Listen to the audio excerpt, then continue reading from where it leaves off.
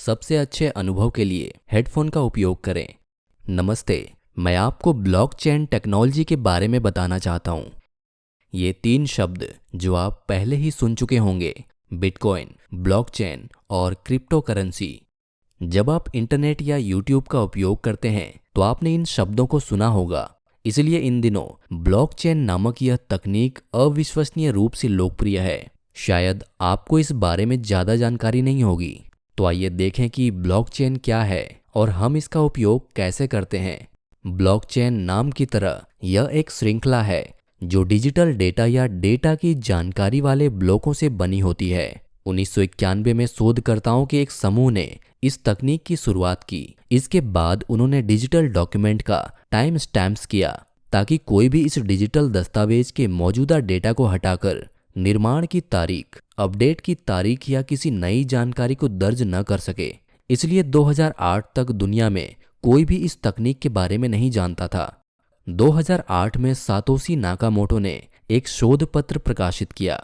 इसमें एक electronic cash system का उल्लेख किया गया है जिसका उपयोग हम सभी स्वतंत्र रूप से कर सकते हैं। यही वह बिटकॉइन है जिसके बारे में आपने सुना है। ऐसी चीजें जैसे सिक्के, नोट हम रोजमर्रा की जिंदगी में देखते हैं, यहाँ इस्तेमाल नहीं किए जाते। यहाँ सिर्फ डिजिटल रिकॉर्ड्स हैं।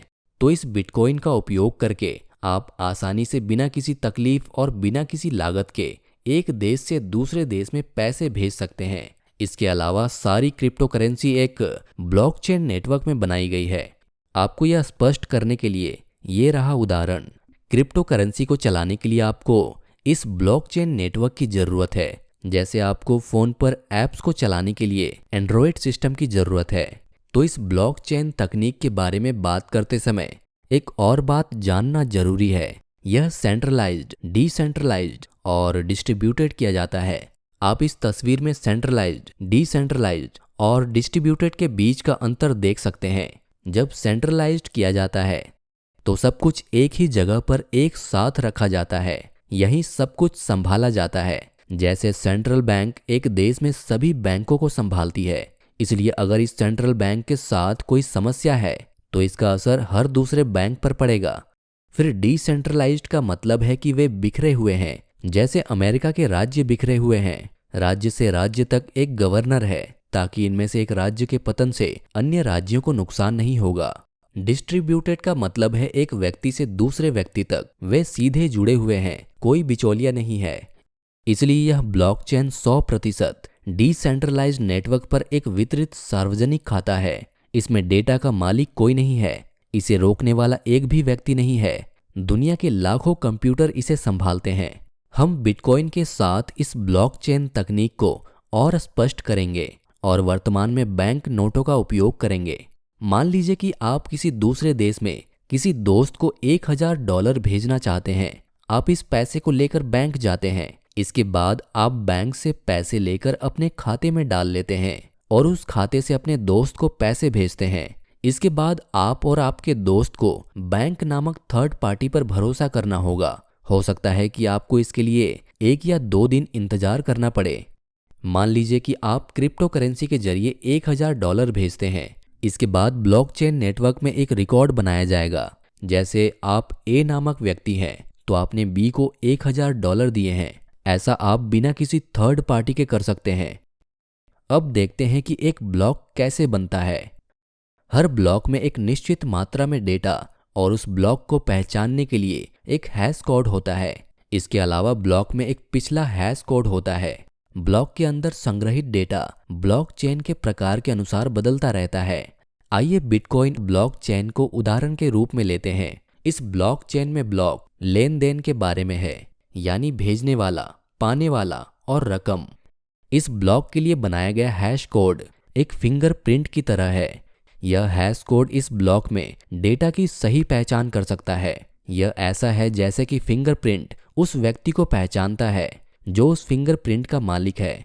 इस ब्लॉक के अंदर डेटा बदलने का मतलब है कि इस ब्लॉक का हैश कोड बदल गया है, यानी यह ब्लॉक एक नया ब्लॉक बन गया है। इसलिए ब्लॉक में हुए बदलावों को पहचानने के लिए यह हैश कोड फायदेमंद है। जैसा कि मैंने पहले कहा, ब्लॉक के भाग 3 में पिछला हैश कोड वही हैश कोड है जो इस ब्लॉक में डेटा से पहले मौजूद था। इसलिए इस प्रक्रिया को चेन ऑफ ब्लॉक कहा जाता है। इस तकनीक ने ब्लॉकचेन को एक सुरक्षित तकनीक बना दिया है। अब हमें इसे और स्पष्ट करना चाहिए। यहाँ चेन ऑफ ब्लॉक्स की एक श्रृंखला है। आपको दिखाई देने वाले प्रत्येक ब्लॉक में एक हैश कोड और पिछला हैश कोड होता है।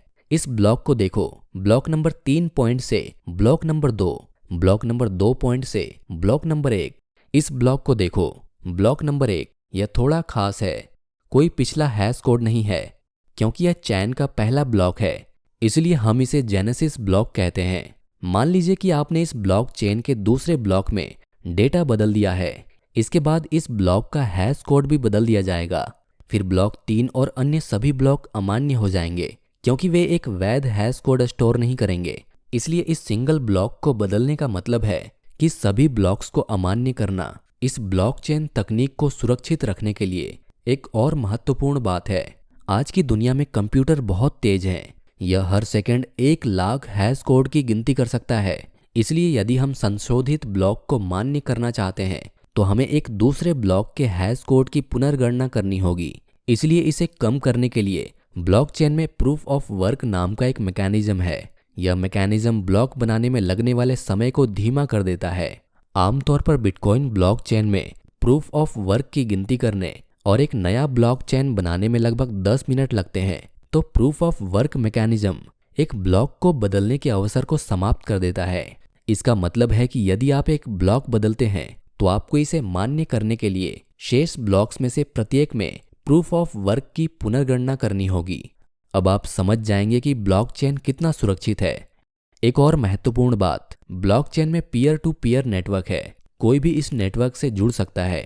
अगर कोई इस ब्लॉकचेन में ब्लॉक बदलना चाहता है तो उसे हर दूसरे ब्लॉक को बदलना होगा।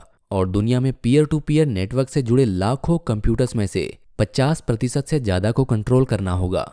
तो यह कुछ ऐसा है जिसे दुनिया में कोई भी नहीं कर सकता है। इसलिए अब आपको ब्लॉकचेन टेक्नोलॉजी के बारे में काफ़ी अच्छे विचार प्राप्त हो गए होंगे।